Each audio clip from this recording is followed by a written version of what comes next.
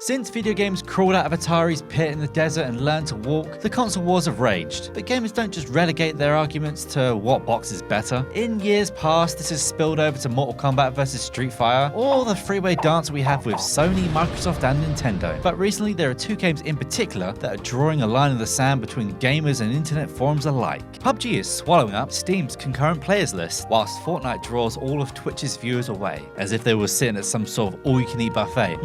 Come to me, players, come. After years on the modern scene, Brendan Green rose from the ashes of DayZ and H1Z1 King of the Kill to launch PUBG. During his brief lifespan, there have already been imitators, with Rockstar hastily cramming in the Mad Max car combat style Battle Royale game into the ever-expanding GTA Online, and most unashamedly of them all, Epic Games' Fortnite. Fortnite, which first aimed at cashing in on the great Horde mode gold rush that started in the mid-2000s, has now turned its gaze to the impressive success of PUBG, and in questionable manner, both with player counts at 100, both of them flying to an island in either a squad, duo or singles fashion, in the aim to win that victory royale or claim that winner chicken dinner. With PUBG turning 1 and Fortnite seemingly taking over the world thanks to the likes of Drake, it might just be time to take a look at these two games and compare. That being said, I'm Ben from WhatCulture.com, and this is the biggest differences between Fortnite and PlayerUnknown's Battleground. Number 5. Shotguns at dawn. Other than that elephant in the room, of which I'll get to in a moment. And yes, I'd say shotguns play rather different roles between both the games. Sure, they're fundamentally the same weapon, but the style of how you approach each game is quite different. For one, PUBG is a game focused on killing from a distance, with one or more players hiding in a bush or behind a tree till an unsuspecting player wanders by. Shotguns tend to be ditched at first sight of anything with range, other than of course the crossbow. In Fortnite, you'll regularly spot two players dancing around each other without that pesky boogie grenade. They'll be firing blindly in the hopes of landing that crucial blow, only then to receive that shower of golden proportions. But normally it's green weapons aplenty. Number 4. Snipers by the fire. Fortnite isn't really focused about camping out, cracking open a few cold ones and hoping not to get circle f***ed, but more of a game when the players are constantly on the move until making that all-important last stand, when things get rather cramped. So it's all close and personal an awful lot more. It has more of an arena-style combat feel where there'll always be someone around the corner, and this is cranked up to 100 when it's 50 versus 50 or teams of 20. However, in PUBG, if you get that certain sweet spot, you can crack open all the cold ones you desire because they'll be running your way. This has been one of the biggest divides, as some people don't want or have the time to loot for 30 minutes only then to BAM! Dead. Or scope out a supply drop and then BAM! Dead. Or BAM!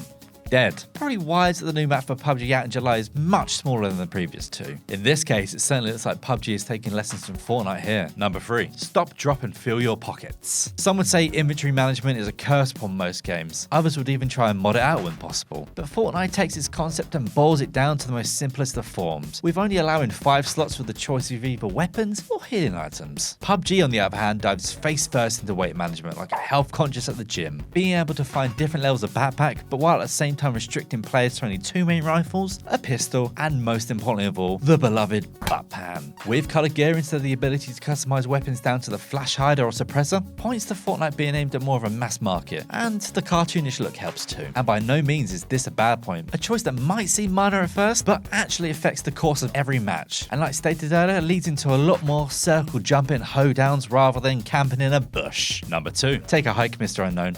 We're walking. I have to say one aspect I missed most between the two leading Battle Royale titans is the absence of vehicles in Fortnite. Now sure, the map is far smaller than that of PUBG's, but it really hits home when you land at Flush Factory, get everything you need, and realise the Circle Gods have decided no, Anarchy Acres it is. On the other hand, Mr. Unknown dives balls deep when it comes to grabbing anything you can that's not burnt out and just bloody drive. They can be used to scoot across the fields of Erangel to grab all the loot you desire, all the gear you need. It's like Supermarket Sweep, but with someone who's gonna shoot you at the end. And once you're done there, go and gain the all-important high ground, because that's a game changer. Now, there really isn't much more to it than it can be just a pain to jog the entire match, but at least Fortnite players don't have to deal with those people that drive around in circles at the end of PUBG. Look guys, it's not like I want to put this 8x scope to use. And number 1, bogs or forts. And with the absence of frustrating vehicle goers at the end of Fortnite comes the chronic fort builders. At first sight of danger, these little scamps will proceed to spam build everything around them at an alarming rate. You'd think they'd be cheating. At times though, this can feel like a wasted feature brought over over from Save the World mode. As forts are so quickly built, they disintegrate just like that. There's no time to marvel in your creations and go, I only wish I could take this on grand designs. Kevin MacLeod would be proud. In moments, what was once an open field is now littered with broken dreams. Whilst any regions of Erigale are normally eerily quiet and can lead to one thinking they've been dropped into a horror film, just waiting to be hunted down. Is this Friday the 13th? So what has been the counter for so many unexperienced players dropping to Erigale for the first time? Well,